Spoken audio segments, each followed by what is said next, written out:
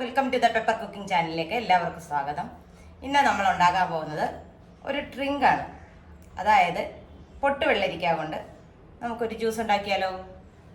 അപ്പോൾ അതിന് വേണ്ട സാധനങ്ങൾ എന്തൊക്കെയാണെന്ന് നമുക്കൊന്ന് പരിചയപ്പെടാം. പിന്നെ ഇതിൽ മുളകിൻ്റെ എണ്ണം മാത്രം നിങ്ങളൊന്ന് ശ്രദ്ധിക്കണം.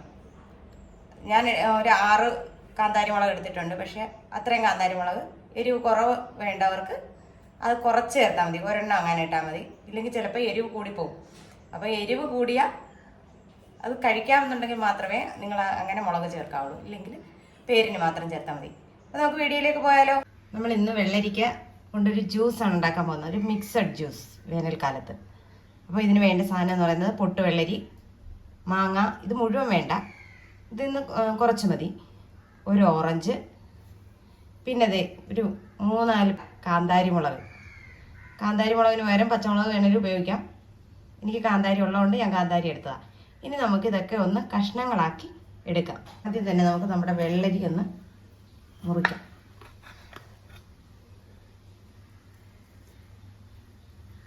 ക്ലീൻ ചെയ്യുന്ന ഞാൻ പറയണ്ടല്ലോ, ഇത് തൊടുന്നതിന് മുന്നേ ഇതിൻ്റെ തൊലിയൊക്കെ ഇങ്ങ് പോരും.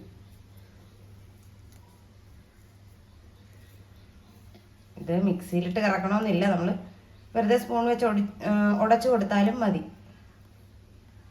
പക്ഷെ നമ്മളിത് എളുപ്പത്തിന് വേണ്ടി മിക്സിയിലൊന്ന് കറക്കിയെടുക്കാം. നമുക്കിത് ഓറഞ്ചിൻ്റെ ഈ തൊലിയില്ലേ പുറമേയുള്ള ആ കവറിങ്, അത് അടത്തിയെടുക്കണം. അത് നമുക്ക് വേണ്ട. ഇങ്ങനെ ഒന്ന് പിടിച്ചാൽ മതിയല്ലോ, പൊളിഞ്ഞിങ്ങി പോരും. അല്ലിയായിട്ട് നമുക്കെടുക്കാം.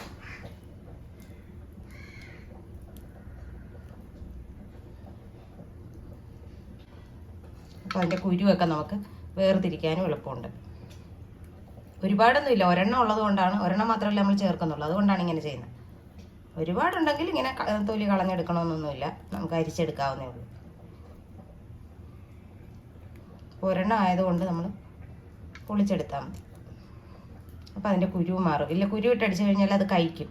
മിക്സിയുടെ ഒരു ജാർ എടുക്കുക. നമ്മളത് ഇത്രയും മാങ്ങ എടുത്തിട്ടുള്ളത്, അതായത് ഒരു മാങ്ങയുടെ പകുതി അതിട്ട് കൊടുക്കുക. ഒപ്പം തന്നെ നമ്മൾ തോലുരിച്ച് കളഞ്ഞ ഓറഞ്ചില്ലേ, ഓറഞ്ച് ഇട്ട് കൊടുക്കുക.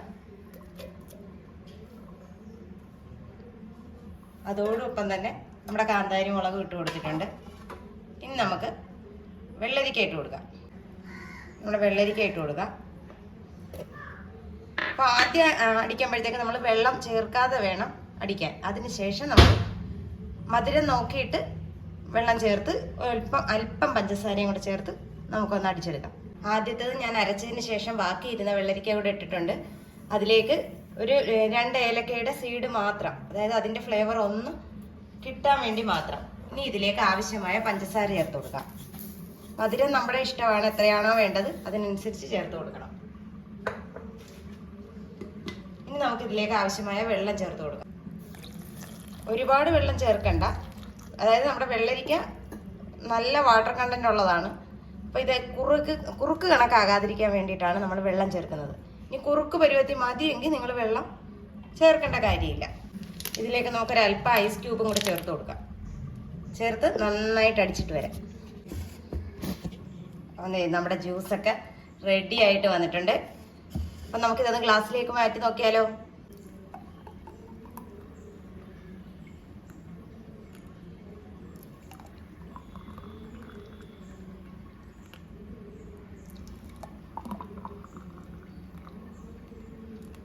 കണ്ടോ, ഇതിനകത്ത് വലുതുണ്ട്. നമ്മുടെ എന്താ പറയുക, പൊട്ടുവെള്ളരി ജ്യൂസാന്ന് പറയത്തേയില്ല. പൊട്ടുവെള്ളരി മാത്രമല്ല, നമ്മളതിൻ്റെ ഫ്ലേവറിന് വേണ്ടി കുറച്ച് മാങ്ങയും ഒരു ഓറഞ്ചും ഒക്കെ അല്ലേ ചേർത്തിട്ടുള്ളൂ. അപ്പോൾ ഹെൽത്തിയാണ്, നല്ലതാണ്. ഈ ചൂടിനെ ഒന്ന് ശമിപ്പിക്കാൻ പറ്റിയ ഒരു ഐറ്റം തന്നെയാണ്. ഇപ്പോൾ എല്ലാവരും ഇതൊന്ന് ട്രൈ ചെയ്ത് നോക്കുക. വീഡിയോ ഇഷ്ടമായാൽ ലൈക്ക് ചെയ്യാനും ഷെയർ ചെയ്യാനും കമൻറ്റ് ചെയ്യാനും മറന്നു പോകരുത്. അപ്പോൾ നല്ലൊരു വീഡിയോ ആയിട്ട് കാണുന്നവരെ ടാറ്റാ, ബൈ ബൈ.